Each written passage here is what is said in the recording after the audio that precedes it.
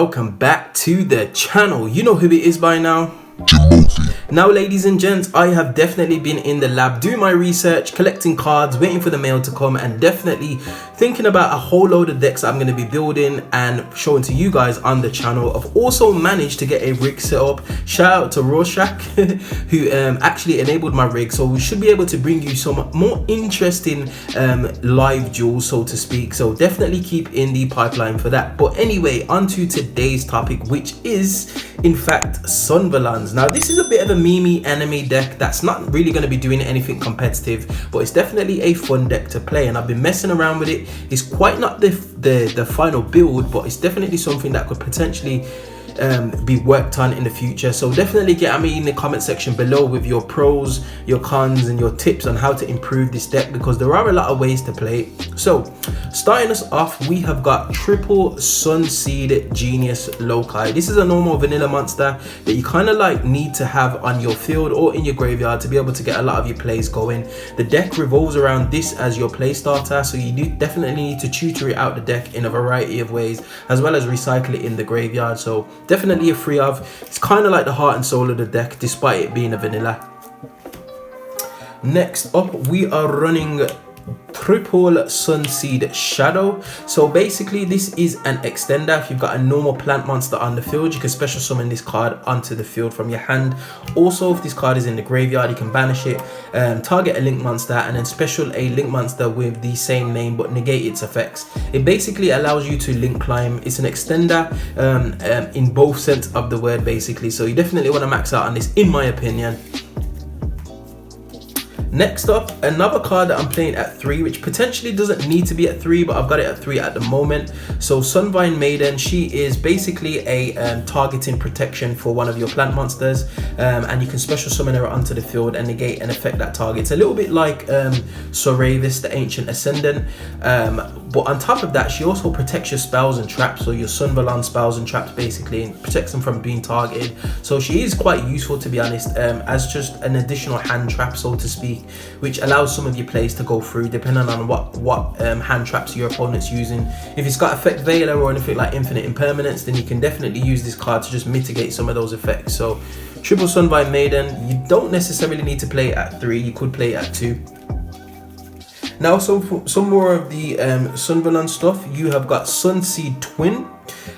This, upon normal or special, will special back one of your Sunseed Genius Loci from the graveyard, hence why I'm only playing this card at 2. You can actually, you don't really want to see this until you've got your Sunseed Genius Loci in play and in circulation, to be honest, so that's why I've dropped it down to 2. You could even drop it down to 1. It does have a graveyard effect to special summon a link monster with the same name as a link monster that you've targeted, but you tend to just use it for its special summon and the ability to get back one of your vanilla monsters. So Sunseed Twin at 2. Next up, for some more plant support, we are running the obvious plant card that you should have in majority of your plant decks, which is Lone Fire Blossom. Easy special summon from the deck. You do need to be careful with this card with hand traps the way that they are, and Gamma, as well as Ash Blossom being ever present in the format. You do need to bear in mind when you're going to actually activate this effects to tribute one plant monster you control to special summon one from the deck. So again, it's not much per turn, so you can actually deck thin somewhat. I like to go for 2 and then special summon out the monster that I'm looking for and leave 1 in deck. But typically you do need to be careful when putting this play on, because it does actually have a bit of an issue with regards to playing through hand traps. So triple Lone Fire Blossom, nothing really needs to be said about that. Next, for some more extenders, we've got one Carrot Weight Champion. This is just for a rank 4 play that we've got going on in the deck. It special summons itself from the graveyard, which is super useful. We've also got the Cyburst Boys in the form of 1 Full-Mud Skipper and 1 Parallel Exceed. This again can become your Sunseed Genius Loci to be able to go into one of your Link 1 monsters. So again, very useful. Being able to search out Parallel Exceed in this deck, especially with Nibiru being present, will allow us to go into Trap Tricks Rafflesia and obviously go through the Gravedigger Trap Hole just to protect our board from Nibiru, because if Nibiru hits our board, we are more or less done and dusted. The recovery is not a good one, so yeah. Next up for the hand trap lineup, I'm only playing, well, apart from the Sunseed hand traps, I'm playing 6 more. So I'm playing triple effect Veiler. This is just a nice budget option. This can be typically infinite impermanence, but I've gone for the effect Veiler. For this one, it's not once per turn, and typically I want to draw into some of my hand traps as well as setting up my board. So yeah. And then we've gone for the triple Ash Blossom and Joyous Spring. Just a generic hand trap, hits most decks, can actually stop Gamma. Gamma is not once per turn, by the way, so you do need to bear in mind if you're going to use it to stop Gamma, you do know that your opponent's going to have a Gamma in hand. So triple Ash Blossom. And then for a nice going second card, I don't leave home without this card, Dino Wrestler Pancratops. What a power card this is. I can't ever see him coming back to more than one, to be honest, just because it's so powerful. So yeah. Next, for some spells and traps. Now, I actually toyed about with this, and I will be testing this deck. Hopefully, I'll be bringing you a live duel on the channel. We've got Sunvalon Shrine. Now, I've got this at 2. It is searchable, so you could drop it down to 1. But what I found with testing, if this card gets banished or it gets Cosmic Cyclone, for example, you are kind of stuck, and any kind of recovery play is nice to have with this card. So you activate it by pitching a monster from your hand to the graveyard, and then what this allows you to do is once per turn, you can special summon a vanilla Sunseed Genius Loci back from your graveyard straight onto the field for free, and you can just do that turn after turn. You can also send this card to the graveyard to set one of your Sunvalon traps from the graveyard straight back onto the field, so, or add it back to the hand, one of the two. But again, I like to play it at 2. It is searchable, and the Link 1 does search it, as providing you go into the Link 1 using the vanilla monster. So yes, it is a bit up for contention. It requires a little bit more testing. You could potentially get away with it at 1, because typically once you got your board set up, if it gets broken, the recovery is really difficult in this deck. So I am actually running 2 for that reason, and just to keep hand advantage, because there are a few cards that discard. So if you've got 2 and you add 2 in your first hand, it's not too bad. Next up, for some general vanilla support, we've got the Unexpected Die, just to tutor out our vanilla monster from the deck. Again, this can be ashed, which is not much of a problem, because it allows the rest of your plays then to go through unhindered. But triple Unexpected Die. We are also running Where Art Thou. Yes, you do take life points, but in this deck it's a bit unique in the fact that when you do take life point damage, if you've got your Link 1 on field, it actually replenishes the life points that you've lost, and it special summons a Sunvalon monster from your extra deck, which is a unique mechanic, to be honest. So Where Art Thou is just another basically a consistency card. Along with your Sunvalon Shrine, it allows you to just basically continue with some play. So 1 Where Art Thou. And then for some removal, we are running the double Twin Twisters. I've gone for the Twin Twisters just because this deck doesn't like to play against back row. It doesn't like to play through boards. So just having the ability to remove 2 cards as opposed to 1 is just a nice little trade with my opponent. So definitely double Twin Twisters.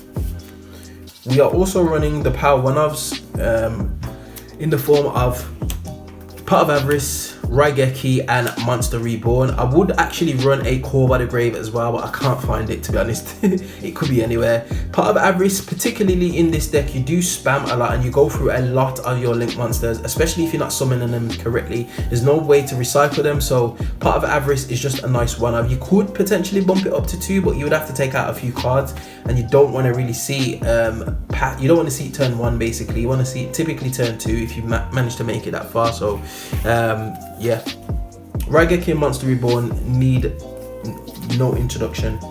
Next up, we are onto the traps. We've only got 4 traps in this deck. We're running 1 Sunvalon Bloom. So this is an interesting card. It acts as a bit of a blanket negate to your opponent's monsters, a little bit like Dark Ruler no more. You do have to control a plant Link monster with a Link rating of 4, and we've got 2 targets in this deck for that, so that's interesting. Also, you can target a Link monster and a Sunvalon Link monster, and that Sunvalon Link monster gains attack equal to all the cards that it points to, which can just basically enable an OTK, which is crazy. So just the 1 Sunvalon Bloom. It is searchable with the Link 4, so yeah. Next up, for some generic negation, we have got 1 Solemn Scolding and 1 Polynosis. Now, like I said, Solemn Scolding is an Omni Negate. I've always wanted to use a deck, or basically play a deck where this is live. Now, the life points don't matter as much, to be honest, especially with our Link 1, which helps to replenish our life points. So that will actually typically proc after it. But having a basically on-demand spell speed 3 Omni Negate is just super useful, as well as having Polynosis. Typically these two you won't see too often because they're one-offs, but it's nice to see one of them, especially going first. So yeah. And then finally we've got the one Gravedigger's Trap Hole. This is just to protect against Nibiru, and it goes with our Trap Tricks Rafflesia. Now we are on to the extra deck. Now with the extra deck, I'm actually playing triple Sunvalon Dryas. Now this is the card that replenishes your life points if you take battle or effect damage, and special summons a Sunvalon monster from your extra deck.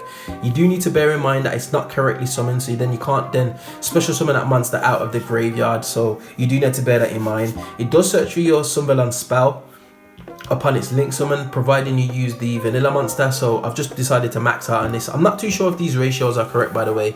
It does require some actual live testing, so yeah. Next, this is the OTK machine of the deck, one Sunvine Thrasher. You can actually get this, not Thrasher. You can actually get this up to 4,000 attack, and you can actually have 2 or 3 of them on the field, which is just super duper crazy. It beats over a lot of monsters, and typically with your Link 4, if you've got this and the Sunvalon Bloom on field, you can literally OTK or just beat over any problematic monster, which is just super crazy. You can also, with the new Link 3 that was released in Lightning Overdrive, attack equal to the number of Sunvalon Link monsters you control. So this can attack like 2 or even 3 times depending on how you've arranged it. So super useful card. Next, again, a bit of a sketchy inclusion.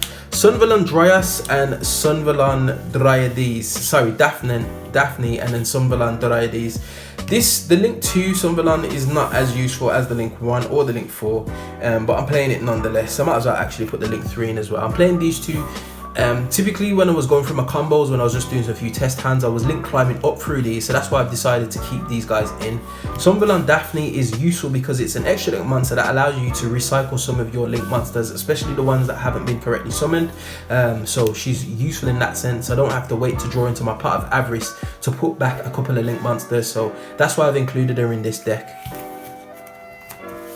Next up, the newest card out of Lightning Overdrive, we've got one Sunvalon Melius.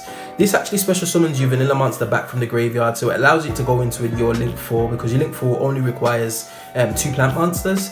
Also, you can target one Sunvalon monster and can attack equal to the number of Sunvalon Link monsters you control. With regards to your Sunvine Thrasher, by the way, this thing, which can actually get up to just crazy attack, you can actually OTK with just these 2 cards, which is super crazy, which is something that I like to do and which I have been able to pull off just with regards to like playing EDO Pro online. Next up, we have got our Link 4s. We have got one Benghalansa the Resurgent, as well as Sunvalon Dryadente. The Link 4, this is the one that searches a trap. It also can OTK, especially with the trap on field. It gets up to some crazy attack. All of the Sunvalon Link monsters, by the way, can't be targeted for attacks, but it doesn't stop your opponent from attacking directly. So it's something to bear in mind. Benghalansa the Resurgent is a quick play bounce. It actually brings itself back out the graveyard by banishing a few of your Link monsters, so it's a nice little techie card, and it goes well in this deck. And then finally, we are on one Nightmare Unicorn as our generic Link 3, just for a bit of removal, to be honest. And then finally, we've got the one Trap Tricks Rafflesia for the Gravedigger's Trap Hole play. Now that is it, ladies and gentlemen. I will say this deck is definitely in the testing phase. I'm going to hopefully get a live duel for you guys on the channel, as I have not done one in a while. I've been trying so hard to get a few off, and there's just been so many technical difficulties, not to mention that my computer went kaput this week and I've just had to reboot the whole thing. So definitely something that I'm going to be working on, trying to upgrade my equipment so I can bring you guys more content. But anyway, like I said, get at me in the comment section below with your text, any improvements that you would add to the deck, and we find ourselves at the end of another video. As always, if you did enjoy this content, you know what to do by now. Hit that like button, share, subscribe, all of that beautiful good stuff, and I would definitely see you guys in the next video. Hope you enjoyed. Peace.